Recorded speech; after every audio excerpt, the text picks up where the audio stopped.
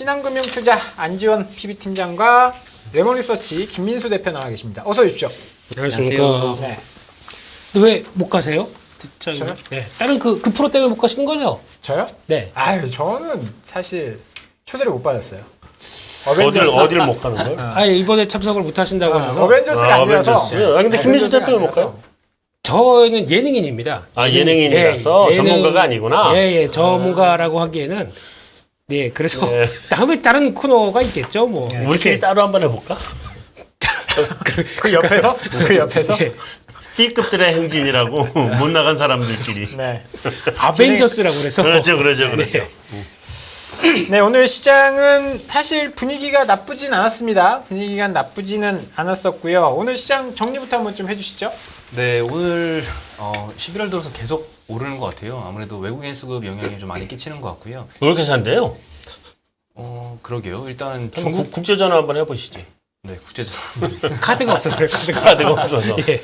네, 아무래도 그 최근에 텍사스 연기금 펀드 이야기 드렸듯이 중국에서 비중을 축소하고 그게 이제 한국으로 좀 넘어오는 수급들이 좀 있는 것 같고요. 원화도 좀 약세가 좀 그동안 많이 진행됐었잖아요. 네. 그리고 이번에 외국인 수급이 들어오면서 원화가 좀 강세로 많이 좀 돌아서고 있는 것 같습니다. 오늘 코스피가 1% 올랐고요. 코스닥이 0.18% 올랐는데 이렇게 코스피가 코스닥보다 좋은 움직임이 10월에 또 그랬고 11월에도 계속 연이어서 지금 진행이 되고 있습니다. 10월 달에도 코스피가 6.4% 정도 올랐는데요. 코스닥이 한 3%대 정도 올랐고요. 11월에도 코스피가 한 5.7% 지금까지 올랐는데 코스닥이 2.7% 정도 올랐습니다.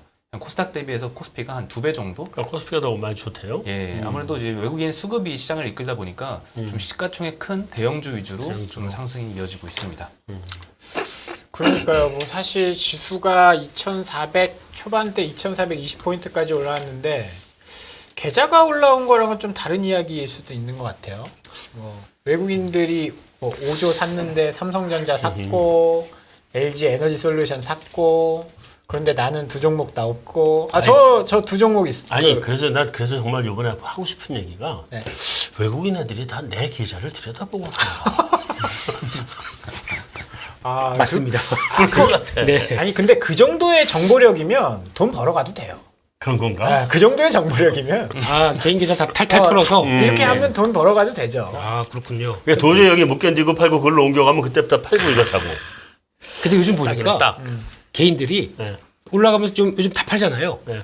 팔아갖고 안 사고 출금하는데요. 은행으로 가나요? 거기 가면 돼. 현명하네. 네. 신협이나 새마을금고 가면 6% 주니까. 그러니까. 지금 그런 것 같아요. 보니까 예탁금 쭉쭉 떨어집니다. 네. 오늘 47조가 깨졌어요. 아이고. 그러니까 팔면서 이제 못하겠어. 그냥 손해 봤지만 이자로 5% 6% 가지고 한 5년만 버티면. 야, 근데 그럼 바닥 아니야?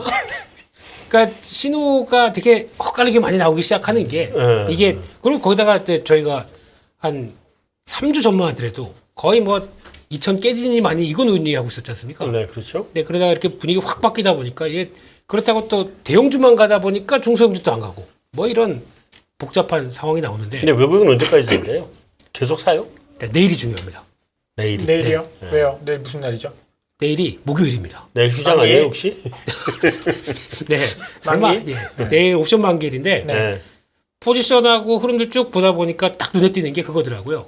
그러니까 지금 외국인들 입장에서는 그러니까 주식은 샀죠. 네.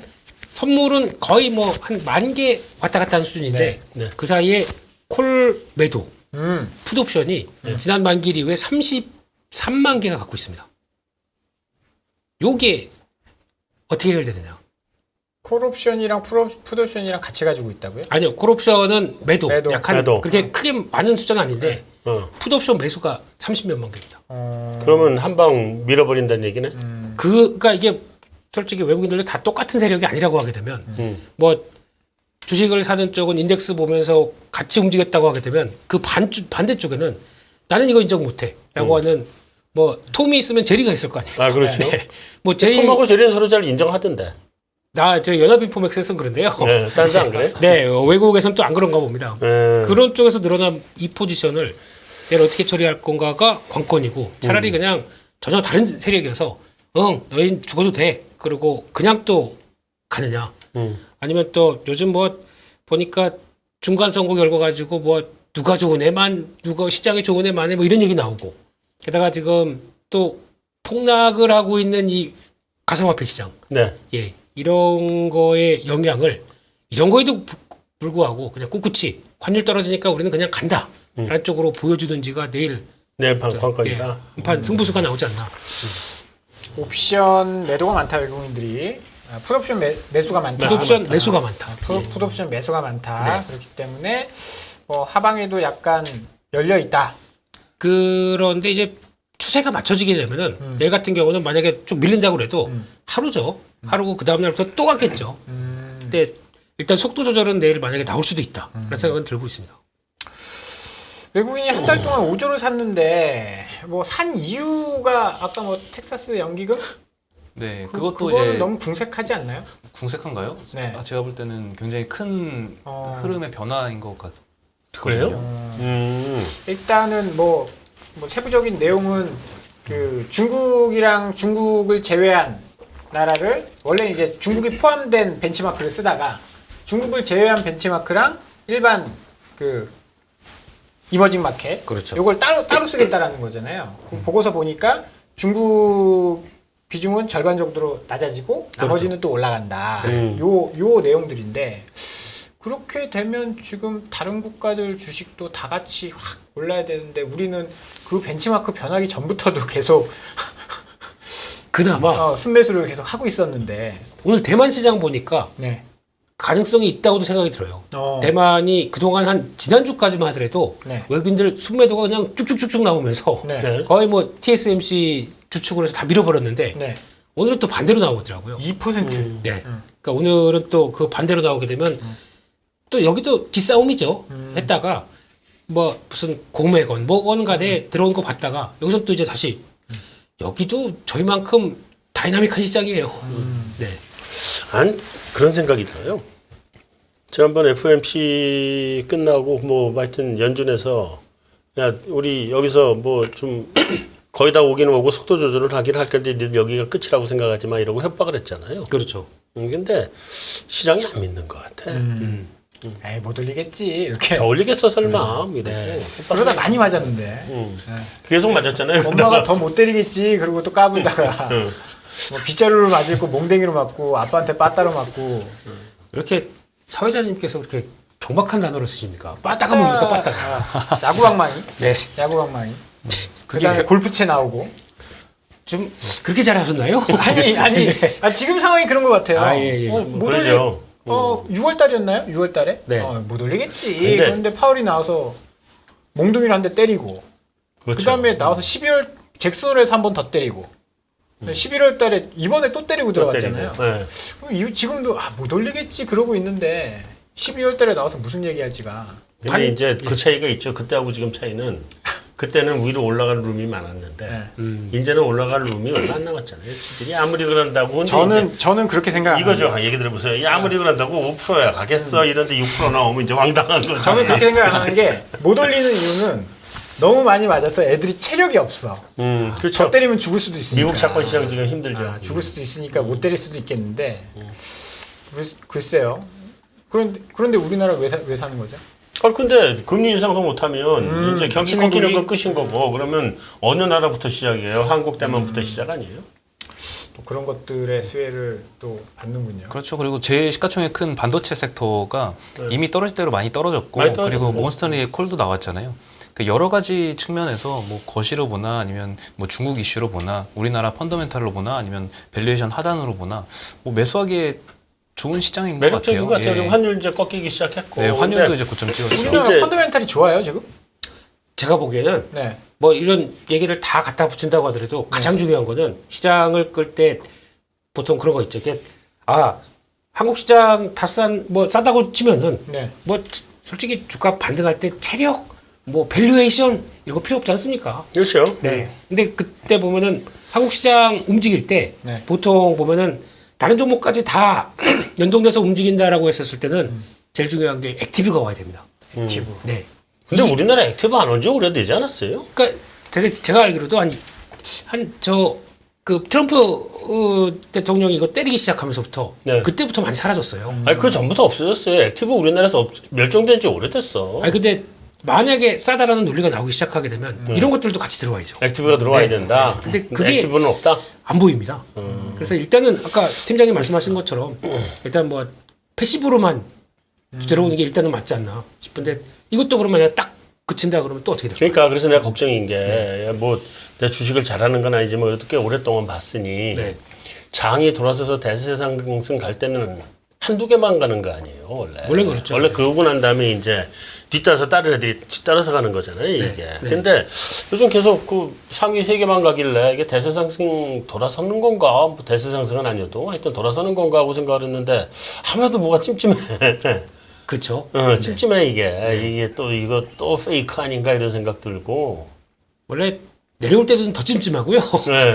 올라갈 때도 찜찜합니다. 아 이거 지금 굉장히 찜찜해 하여튼. 올라가도 뭐 그렇고 떨어져도 그렇고 주식이 참 그런 것 같아요. 올라가도 그러니까요. 신경 쓰이고 떨어져도 신경 쓰이고. 내일 물가지표 발표되잖아요. 네. 그게 또 중요하지 않을까요? 아 CPI 네. 지금 예상치는 8%? 8.1? 네, 8%. 8%. 좀 예. 원래 지난주 8.1이었는데 이번 주 보니까 또 8% 내려왔더라고요. 네. 그리고 어저께인가 월스트리트저널에서 7.9. 음. 되게 웃긴 게 목표는 지금 서울대인데 지금 전문대 갈 수능 성적이 나온 거거든요. 근데 막 좋아하고 있는 거잖아요. 조금 떨어진다고. 목표는 2%인데 8.2에서 0.3 떨어진다고 막. 그렇죠. 여전히 전월 대비해서는 네. 0.6% 올라가는 수치죠. 이 그러면 컨센이. 거의 비슷한 거죠. 전월 대비랑 그 차이가 전월에는 0.4% 올랐고 이번에 10월엔 또 0.6% 추가로 오르는 거죠. 지금 컨센이. 그렇죠. 뭐 지난번에 쭉 떨어지고 떨어지니까 이제 그건 괜찮은데 네. 지금 현재 물가 자체는 이렇게 보면 맞을 것 같아요. 올 연말에서 내년 한 3월 정도까지는 물가 떨어져도 속도는 안 빠르다. 그렇죠. 떨어지는 지지만 속도는 안 빠르다. 그리고 떨어지는 속도가 빨라지는 건 내년 4월쯤부터 빨라진다. 그럴 수밖에 없어요. 전년 동기 대비도 그렇고. 아까 우리 방금 전에 김경환 팀장 왔다 갔잖아요. 김경환 팀장 얘기가 그 중국이 제조업 수출하니까 제조업이 중국 물가로 반영되는 데는 6달에서 11년 걸리거든요. 굉장히 시간 오래 걸려요, 그건. 그래서 그때쯤 내년 한 1분기 지나면서부터는 물가 떨어지는 속도가 좀 빠를 것 같다. 시장은 한 6개월 먼저 반응하니까 이거 지금 반응하는 거 아닙니까 그러면? 역시 엄청나네 해서 그런데 또 올라오면 또 때리려고 준비하고 있고. 준비하고 있고. 네. 요즘 예. 그러지 마세요. 괜히 그런 얘기 듣고 따라 들어가 지금 추가 매수했다가 뭐든 맞춰서. 내일 보고요. 예, 이번 주 보고. 네, 예. 그럽시다. 네네. 저는 근데 사실 기대가 없는 CPI이기 때문에 한 번 더 남았잖아요. 그리고 다음 FOMC 전까지 네. 한 번 더 남았죠. 그렇죠. 12월 달 거예요. 그리고 뭐 남았죠. 이제 시험이 2번 남았는데 첫 번째 시험보다는 두 번째 시험을 더 신경을 쓸 거니까 그래요? 그렇지 않나요? 첫 번째 시험 망하면 두 번째는 에이 모르겠다 이러고 하지 않나요? 죄송합니다. 이게 기회가 한 번 더 있으니까. 네. 그래서 시장이 크게 반응할까 이런 생각도 좀 있고요. 뭐 근데 어찌 됐거나 굉장히 중요한 지표니까 또 살펴보고 넘어가야 될 것 같고 어떻게 뭐 두 분이 보시기에는 외국인 수급 계속 들어오면서 이런 시장이 조금 더 이어질 거라고 보시는 건가요? 아니면 야 이제 거의 다 왔으니까 좀 경계감을 가져야 된다 이렇게 보시는 건지. 돌아설 만한 반전할 만한 이런 뭐 이벤트가 터지지 않으면 네. 좀 저는 기조가 이어지지 않을까? 조금 더 간다. 왜냐면 예, 뭐 네. 패시브에서 비중 축소되고 비중 확대되는 게 단기간에 끝나진 않잖아요. 그리고 그렇죠, 그 결정이 그렇죠. 한번 정해지면 그 기조를 한 6개월 정도 이렇게 쭉 이어가다 보니까 뭐 우리가 지금 우려하고 있는 뭐 채권 시장발 뭐 리스크라던가 이런 게 새롭게 터지지만 않으면 네. 뭐 이 기조가 이어지지 않을까 생각이 듭니다. 어떻게 김 대표님도 비슷한 생각이십니까? 조금 더. 비슷하지만 결은 다르죠. 네. 네. 그럼 어떻게 약간 결이 달라요? 차별화된 이야기를 좀 해주십시오. 그렇지만 또 같죠. 똑같은 얘기 하지 마시고 하나만 하는 얘기 말고 가던 대로 갈 거다 이런 하나만 차별화된 이야기를 해주셔야죠. 아마 이 상태로는 좀 더 갈 것 같은데. 근데 중요한 거는 내년 그러니까 MSCI 리밸런싱 하면서 나오는 것도 같이 다 연결이 될 것 같아요. 이왕 같이 움직이는 거. 이번에 탈락할 게 많다고 뭐. 탈락이 더 많더라고요. 예. 근데 이렇게 가다가 내년 초반에는 한번 좀 조심해야 될 것 같습니다.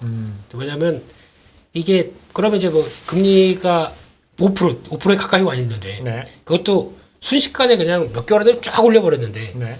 이걸 가지고 이제 목에 차는 뭔가의 신호들이 조금씩 뭐 가상화폐 쪽도 솔직히 이게 그쪽과 연결인가 아닌가는 아직은 잘 모르겠습니다. 근데 그쪽보다도 부작용들이 하나씩 나오면서 또 안심하고 있을 때 뭔가 툭 나오는 이런 게 나올 수도 있으니까 뭐 체크해야 될 것 같습니다. 그래서 일단은 가는 대로 넣어봤다가 당분간은 네. 뭐 조금 오를 것이다. 근데 경계감은 조금 가지고 있자. 네.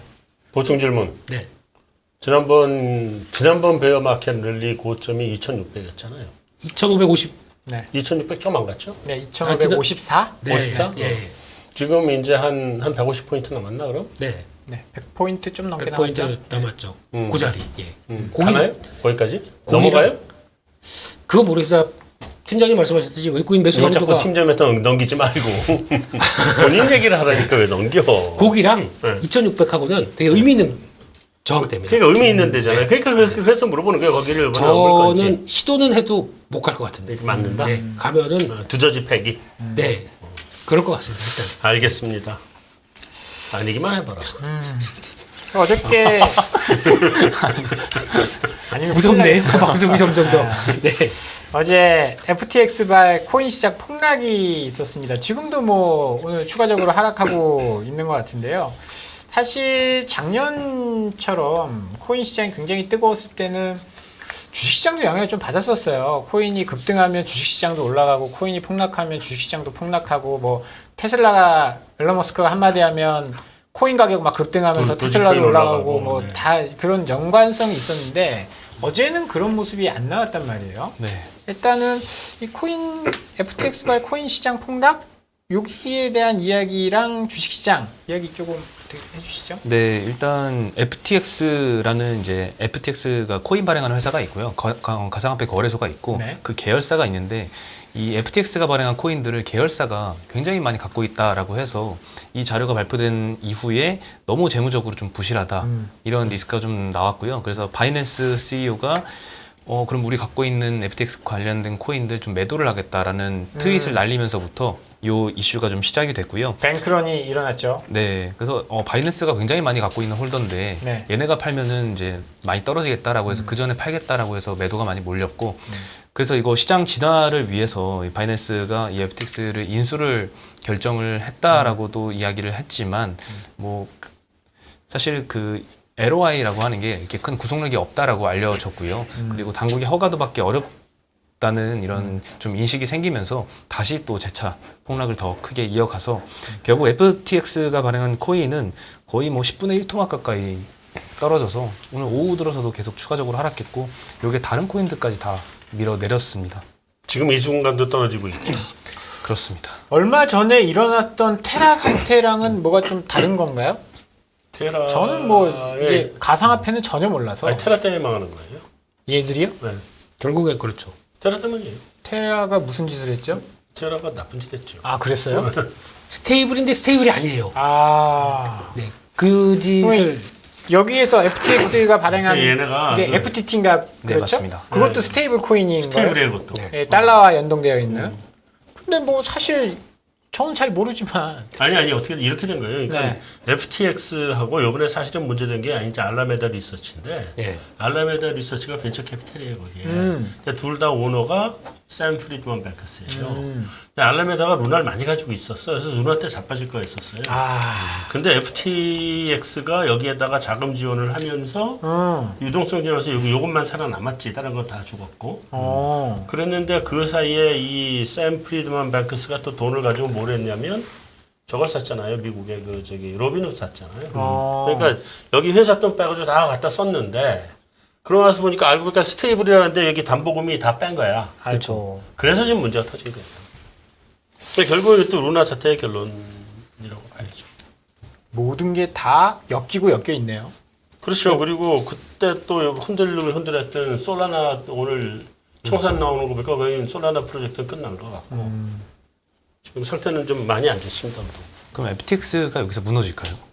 FTX 지금 거의- 고객이 돈 다 빼가지고 나가면 코인 다 빼가지고 무너지는 거 아니에요? 지금 인출 동결시킨 것 같은데 돈 없어요 거기 지금. 그래서 그 저기 누구야 그 자오창펑한테 사달라고 긴급 요청을 했고 사준다고 LOI를 냈다 그럴 때 어젯밤에 뚫어졌다가 그때 급반등을 했다가 이제 감독 당국에서 합병 승인 못 받을 거다 그러면서 다시 떨어지기 시작했는데 그리고 물러선 것 같아요. 자산풍이 이제 못 사겠다고. 그 다음에 조용합니다. 그죠? 네. 못 사겠다고 물러선 것 같아요. 그런 그러면서. 것 같고요. 근데 이게 그러니까 예전에 나왔던 그 사태 그대로 또 재현되다 보니까 이게 그러니까 결국에는 그 담보란 건에 대해서 그러니까 이제 코인 시장 같은 경우는 아 당연히 그렇게 하겠지라고 네. 하는 약간 믿음 같은 게 벌써부터 그때부터 깨지기 시작하다 보니까 이 여파가 들어왔는데 네. 중요한 거는 저희가 보통 얘기하기로는 그렇거든요. 이제 일반적으로 그 코인은 예전에 금처럼 달러와의 연동돼서 움직이는 쪽을 많이 봤었거든요. 근데 이번 사태는 전혀 아닙니다. 아니죠. 네, 그러니까 따로 움직이는 상황이다 보니까 이제는 이런 거 다 깨진 상황 쪽에서 이게 결국에는 이런 불안 심리가 뭐 주식시장에 영향을 미치느냐 마느냐 그거는 또 다른 문제긴 해요. 네, 주식시장은 연결은 없는 것 같아요. 그러니까 요즘 오늘 하도 얘기 많이 나오더라고요. 매게 나오죠. 근데 서로 교체해서 뭐 홀딩하고 있는 게 아직 없잖아요. 그러니까요. 그래서 그러니까 주식시장으로는 안 오죠. 만약에 그랬으면 루나 사태 때 한번 왔어야죠. 폭락을 했었어요. 주식은 아무 문제 없잖아요. 네, 그래서 이쪽하고 그쪽은 별개인데 그래도 왠지 그 아까 말씀하신 그 불안하죠. 찜찜, 불안하죠. 네, 찜찜이 여기 쓰이는 단어 같습니다. 네. 불안하죠. 이게 사실 주식시장에는 영향이 좀 없다라고 하는데 이게 비트코인이 한때 금의 시총을 넘어갔었잖아요. 그랬나요? 네, 그런 적 있습니다. 근데 그 시총이 사라졌다라는 게 아까 우리 한박사님 이야기 들어보니까 루나 사태가 여기에도 영향을 미쳤고 사실 그 전에는 잘 몰랐었던 일이잖아요. 그렇죠. 그렇죠. FTX 거래소 이 사태에도 영향을 미쳤고 그러면 여기서 자산이 또 쪼그라지면 이게 사실 뭐 실물이 사라진 게 아니고 그쵸. 여기에 10조다라고 이야기해놨었던 것이 그냥 1조가 돼버린 거잖아요. 그냥 순식간에. 뭐 주식시장도 똑같잖아요. 그렇죠. 그렇죠. 그럼 이게 또 어디에 영향을 줄지 이거 갖고 있던 사람이 뭐 만약에 뭐 담보로 테슬라 주식을 갖고 있었다. 예를 들어서 그렇진 않은데 테슬라 주식을 갖고 있었다. 담보 가치가 사라져 버리면 테슬라도 팔아야 되고 주가가 빡빡빡 이런 사태가 벌어질까 봐. 아니 근데 이제 그거는 여기는 이거 내에서는 지금 터진 거는 뭐냐면 네. 그러니까 이렇게 터진 거거든. 내가 스테이블 코인을 예를 들면 100원어치 발행을 했으면 네. 내가 담보를 100원을 가지고 있어야 되잖아요. 네. 근데 담보가 20원밖에 없는 거야. 지금 알람에다 그렇게 됐거든요. 20원밖에 없는 거야. 그러니까 이게 내가 원래는 스테이블 코인을 이거 돌려주면 돈을 받기로 돼 있는 거란 말이에요. 네. 돈 돌려줘도 돈을 못 받겠네. 그러니까 시장에서 때리기 시작하면서 이제 폭락이 됐고 그러면 또 환매 요구 들어오고 환매 요구 들어오면 있는 거 팔아가지고 돈 줘야 되는데 파는 걸 뭘 파냐? 비트코인을 파니까 비트코인이 떨어지는 거거든요. 네. 근데 이게 주식시장하고 그렇게 서로 지금 연결은 안 돼 있잖아요. 근데 비트코인 갖고 있는 사람들이 난 영원히 비트코인만 할 거야. 그게 아니고 주식도 갖고 있었을 수도 있고. 아니 근데 그거는 개인 차원이고. 그렇죠. 그러니까 이게 근데 이거는 연결되어 있다라는 거죠. 이거는 금융시장. 시스템 차원이고 완전히. 근데 결국에는 박정희 차장이 아, 뭐 얘기하신 영향은 게 있겠죠. 이게 완전 같은 기관 입장 쪽에서 뭐 계정은 다르다고 하더라도 여기가 확 쪼그라들었다. 그럼 이거 메꾸기 위해서 어떻게 하겠느냐? 아니 근데 그게 기관은 아직 두 가지를 다 가지고 있는 애들이 없다는 그러니까 거죠. 계정은 다릅니다. 분리돼 있습니다. 네, 예. 두 가지 나가 있는 애들이 없다는 거지. 그러니까 아직 전통금융기관이 이쪽 코인 투자를 못하게 막아놓은 상태였기 예, 예, 때문에 예. 양쪽이 엮여 있지 않아서 다행히 이쪽에서 터진 게 이쪽으로 넘어오지 않는다. 그러니까 이게 저으로 치면 와이프랑 둘이 같은 침대에서 자는데 내가 출렁거리면 같이 출렁거리잖아요, 옆이. 아직은 더블 베드야, 이 베드가. 네. 아직 같이 주무시나 보죠. 아니, 더블 베드라니까. 아, 분리되어 있으시군요. 더블 베드. 아, 사실은, 위험을. 사실은 더블 이렇게 방으로. 하는, 네. 그렇군요. 이게 전이가 되지 않기를 좀 바라야 될 텐데 사실 우리가 서브프라임 터졌을 때도 처음에는 야 이거 서브프라임이니까 괜찮아라고 이야기했었거든요. 이제 다 돌았죠. 네. 근데 그게 다 연결되어 있더라고요. 어딘가에는 다 연결되어 있어서 좀 걱정스럽긴 합니다. 뭐 지켜는 봐야 됩니다. 그리고 사실은 뭐 이게 우리 주식시장 소요 연결이 안 되더라도 주식하는 분들 중에 굉장히 많은 분들이 또 코인을 하고 있거든요. 그러니까요. 물렸어요. 그렇죠. 내가 지난번에 아직 이렇게 해맑게. 이렇게 물렸습니다. 해맑게. 네. 뭐 다 주식도 물리고 뭐 물려서 이제 어떻게 헤쳐 나오는 방안을 찾는 거지. 사면 물립니다 항상. 아, 내가 그저께 단타로 들어가가지고 코인에서 돈을 좀 벌었어요. 만큼. 네.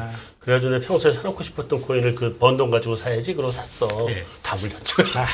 사자마자 물렸죠. 자, 이렇게 장 좋은데 이렇게 슬픈 얘기를 좀 그만하고요. 어벤져스가 안 되는 네. 이유가 있습니다. 그만하겠습니다. 여기 이제 네. 주식 방송이니까 네. 코인은 이제 다른 데 가서 이야기 좀 더 하고요. 네.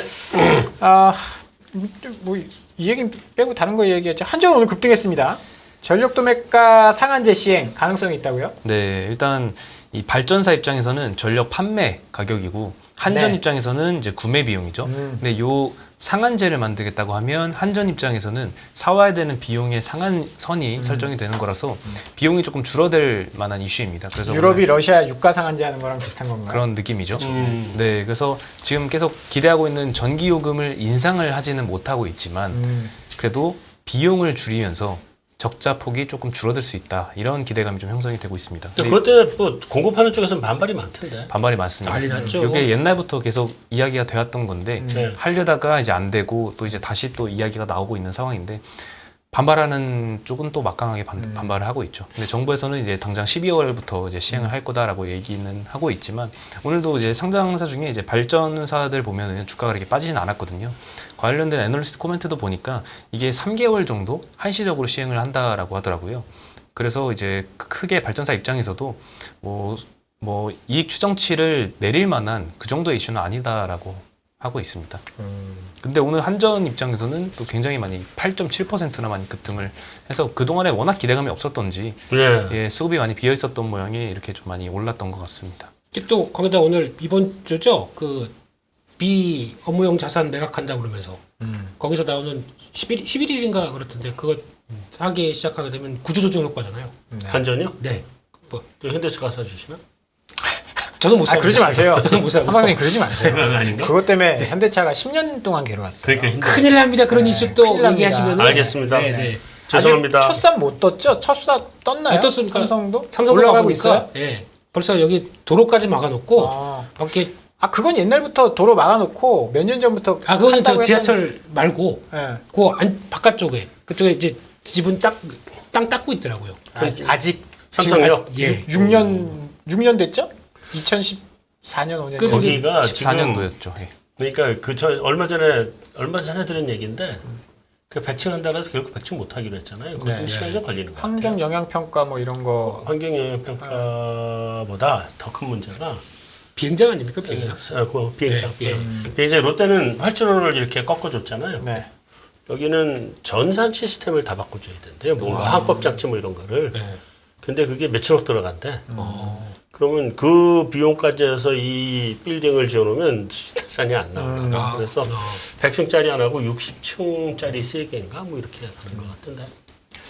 그렇군요. 뭐 어찌됐든 간에 한전이 적자를 좀 나눠주는 느낌인 것 같아요. 그렇죠. 내 적자 좀 가져와라. 네. 이렇게. 근데 이 지금으로부터 3년 동안 계속 영업 적자 컨센이 형성이 되어 있습니다. 한전이요? 네. 앞으로 3년. 여전히. 이러는데도? 네. 다 저희 가볍네. 세금 아닙니까 이거? 그러니까 뭐 세금으로 내나 전기값으로 내나 뭐 차이가 뭐 있어요. 결국엔 똑같죠. 그거죠. 네. 똑같은 거죠. 한전 입장에서는 근데 빨리 돌파구를 찾아야 될 것 같아요. 지금 한전채도 여전히 5.99%로 어제도 발행이 됐거든요. 이게 발행 금리도 높은데 또 정부에서 이거 발행 너무 자주 하지 말라라고 또 규제를 또 하고 있잖아요. 게다가 이렇게 전기요금도 못 올리게 하고. 아니 왜 민영한 거예요? 나한테 왜 물어봐요? 아니 그때 계셨 내가 안 했어요. 그때 계셨잖아요. 저희는 그때 없었거든요. 모든 걸 다 알고 계실 것 같습니다. 네, 박사님께서는. 그때는 그거는- 저희가 없었어요. 알았어요. 예, 그때 한전하고 포스코 민영화 한 게, 네. 그러니까 그 말하자면 국민주 뭐 이렇게 그 분위기로 이익을 민영화를 국민들에게 나눠주겠다. 그런 거죠. 국민주. 그래서 손해를 국민한테 나눠주고 있죠 지금. 아니 저는 없으니까 전혀. 아니 어쨌든 국민한테 손해를. 하여튼 뭐 주주들에게. 국민주라고 하고 뭐 이런 거 해서 나눠준 건데. 그때가 언제였습니까? 70년대. 아니 왜 이래 한참 뒤에요. 그 나전 뒤에요? 90년대인가 그러면? 90년대쯤이었던가 그랬던 것 같아요. 예전에 증권사 영업할 때 80년대인가 90년대인가. 네, 브로커 할 때 어떤 분이 찾아오셔가지고 국민주라고 그러면서 이거 갖고 오신 적이 있었는데. 내가 80년대였던 것 같거든. 예, 예. 와, 그때는 그냥 일반 청약이 된 거였었죠 그때. 그랬을 거예요. 나 그때 아주 잘 몰라요. 나 그렇게 내가 무슨 뭐 80대 할아버지인 줄 아세요. 자꾸. 잠깐만요. 아, 예, 죄송합니다. 예. 네. 네. 어쨌든 간에 한전이 오늘 8% 급등을 했고요. 음식료 업종 지금 곡물가가 좀 떨어지고 있어요. 네, 곡물가도 지금 많이 안정을 찾고 있는데 이때까지 좀 가격 인상은 계속 이어왔잖아요. 게다가 지금 환율도 좀 안정세로 가고 있어서 내년도에는 2013년대의 음식료 사이클이 재현이 될 수 있을 만한 그런 기대감이 형성된다라고 오늘 신한투자증권에서 리포트가 나왔습니다. 일단 원재료 수입 비중이 굉장히 높은 음식료 섹터는 그동안에 원화 약세도 굉장히 부담 요인이었는데 이제 그게 좀 방향을 튼 것 같고요. 실제로 원화가 10% 약세로 갈 때 업체별로 이제 순이익이 제일 많이 떨어지는 업체가 농심이 한 12% 감소합니다. 롯데칠성도 한 12% 감소하고요. 제일제당, 오리온, 하이트진로가 한 1에서 4%씩 감소를 하는데 올해 1월 1일부터 현재 그 환율 고점까지 1,440원대까지 한 20% 정도 환율이 올랐고요. 그러면 단순 계산하면은 농심, 롯데칠성은 24% 순이익이 감소한 거거든요. 환율만으로. 네. 물가 이런 거 원자재 이런 고려 안 해도. 네, 근데 이제 그게 고점에서 한 5% 정도 지금 환율이 안정세를 찾고 있고 여기서 추가로 더 안정세를 찾고 게다가 내년도 이 곡물 가격까지 추가로 안정세를 찾으려는데 신한에서 전망하기로는 2013년대의 곡물가 하락과 비슷한 정도의 곡물가가 안정을 찾을 것 같다라고 전망을 하고 있습니다. 이렇게 되면 내년도에 이 급증이 나타날 가능성이 좀 높아서 오늘 뭐 오리온이랑 농심을 좀 추천을 하더라고요. 우리가 드디어 기대했던 그 시기가 온 거군요. 네, 기대를 좀 빨리 하고 있었는데 이제 드디어 오는 것 같습니다. 드디어 오는군요. 그럼 뭐 사야 돼요? 그 중에서? 뭐 방금 얘기했잖아요. 농심하고 오리온이라고. 그거는 회사에 주고 네. 우리 팀장님의 날카로운 뷰는 뭘 사야 됩니까? 저는 농심이 그 둘 중에 더 좋은 것 같습니다. 농심이요? 네, 그것도 삼양식품이 이때까지는 좋았잖아요. 네. 근데 조금 다른 게 워낙 환율이 환율 올라가면서 때문에? 네. 이제 삼양식품이 많이 수혜를 받았다면 네. 이제는 그 반대로 가면은 그동안 타격을 받았던 농심이 내수 비중이 큰 데가. 네, 영업 레버리지 효과가 훨씬 더 삼양식품보다 클 것 같습니다. 그럴 수 있겠네. 그렇군요. 살 겁니다. 이게 내가 아까 뭐 얘기한 것보다 더 협박인데 아니 뭐 더 무서운 얘기인데. 음식료 산 게 하나가 있는데 네. 물려 있어요. 그래서 오늘 물린 얘기만 하네요. 네. 사실 음식료가 그 환율 영향이었는지 모르겠지만 그 원재료 가격 떨어진 게 어제 오늘 일은 아니잖아요. 네, 그쵸? 그런데 주가 반응 거의 없었단 말이에요. 네, 환율 때문에 주가 그랬죠. 반응, 네. 환율이 너무 올라서. 네. 그렇죠. 그럼 환율 떨어지면 지금 가장 먼저 챙겨봐야 된다라고 이게 음식료랑 항공 쪽입니다. 근데 네. 오리온 같은 데는 네. 수출 비중이 무지하게 크지 않나요? 그것도 되죠. 예, 그것도. 그러니까 그래. 환율 떨어지는 거나 올라가는 거나 근데 이게 미국 쪽이 아니라 네. 여타 지역에 보면은 뭐 베트남, 뭐 러시아 이런 쪽에서 비중이 많잖아요. 그러니까 환율은 똑같다? 네. 그래서 그거 때문에 상쇄하는 건 있다라고 보는데 제가 보기에는 뭐 농심을 근데 농심은 왠지 손이 안 가죠. 손이 안 갑니다. 네. 왜냐하면 평소엔 재미없거든요. 예전에 농심 주가도 더블이 났었을 때가 2013년도. 그러니까 그때 곡물가가 확 떨어지면서 그때 영업 레버리지가 확 났거든요. 네. 근데 이번에 그 오랜만에 그 사이클이 도래한다면 그러면 또 다시 재밌어질 수도 있겠죠. 그러니까 이미지가 그 CEO 이미지가 너무 네. 거기까지만 하겠습니다. 네. 그렇습니다. 꽤 오랫동안 기대를 했었는데 사실 음식료는 네. 그렇죠. 뭐 곡물가 제품 가격 많이 올렸으니까 곡물가 떨어지면 이제 올해 말 정도에는 수익이 날 거다. 뭐 이익이 좀 많이 늘어날 거다. 그런 반응이었는데 시간이 좀 뒤로 딜레이되는 그런 느낌이고 주가도 보면 근데 그 사이에 라면 가격이 더 올랐어요. 근데 한 번 더 계속 올랐어요. 올랐죠. 예, 농심도 2년 연속으로 올렸고 무슨 요즘에 이제는 5개 번들짜리가 이제는 5,000원대예요. 삼양식품은 그렇죠. 그러니까 삼양식품 농심도 그래. 농심에 요즘 맛있는 것 중에 백짬뽕이라고 있거든요. 백짬뽕이요? 백짬뽕 4개짜리 번들인데 네네. 이 5,000원대예요. 가서 노 브랜드 라면 드세요. 뭐 그게 그렇게 비싸게 느껴지면 물렸으니까 그냥 라면이나 먹어라. 노 브랜드 라면. 아, 예, 쌉니다. 알겠습니다. 네. 그리고 원재료가 떨어지면 이게 반영이 되는데 시차가 한 6개월 정도 이상 걸립니다. 그래서 그것도 좀 고려를 해보면 지금 환율 안정 그리고 원재료 떨어지기 시작한 지로부터 어느 정도 시간이 흘러서 레게인 효과가 좀 반영이 되는 시점. 네, 이런 것들이 좀 반영이 되면 이제 그때부터 좀 실적에 좀 영향을 주지 않을까 싶습니다. 그리고 말도 온다 간다 말이 많았었던 빈살만 왕세자죠, 왕세자? 방한을 하는 건가요? 뭐 요즘에 했어요? 보도를 G20 보면은 끝나고 한대요?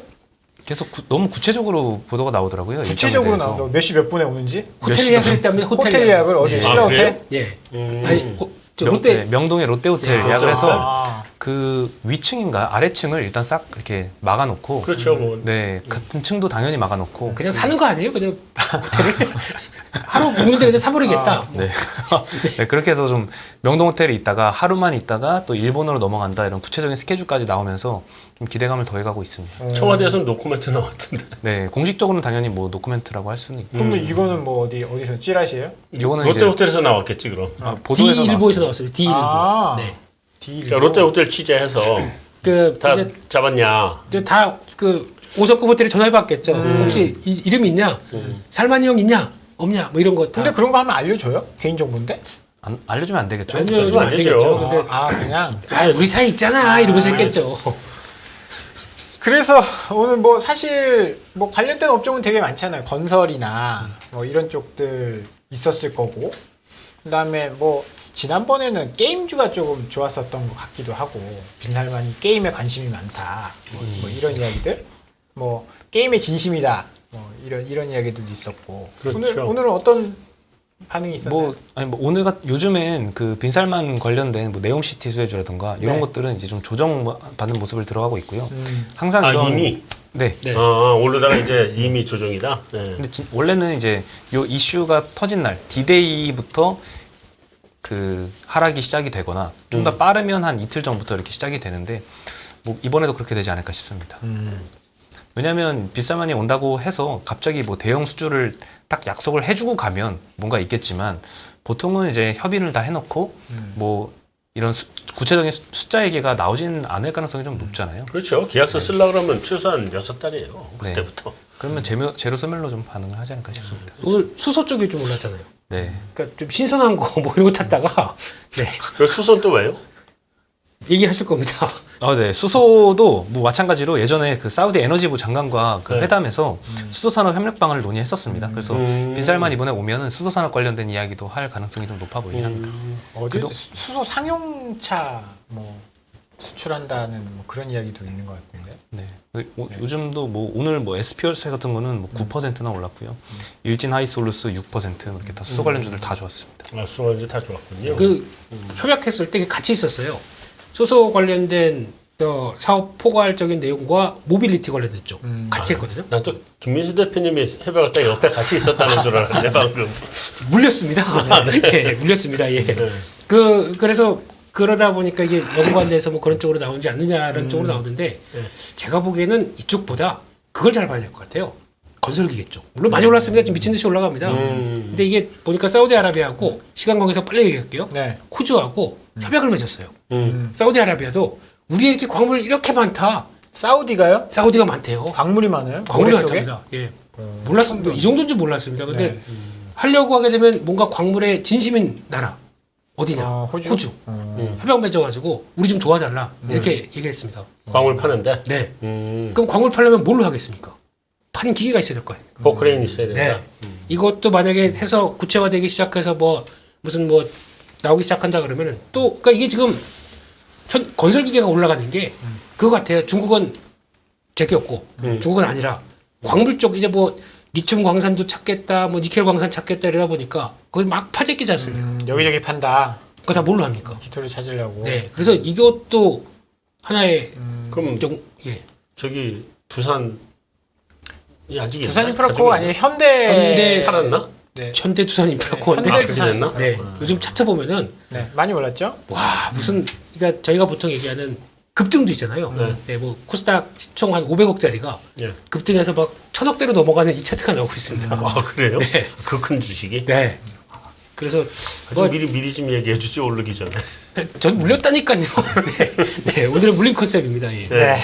오늘 시장에 대한 이야기 이런저런 이야기 나눠봤습니다. 김민수 대표님과 안지현 팀장은 이만 인사를 나누고요. 다음 주에 저희 또 뵙도록 하겠습니다. 수고 많으셨습니다.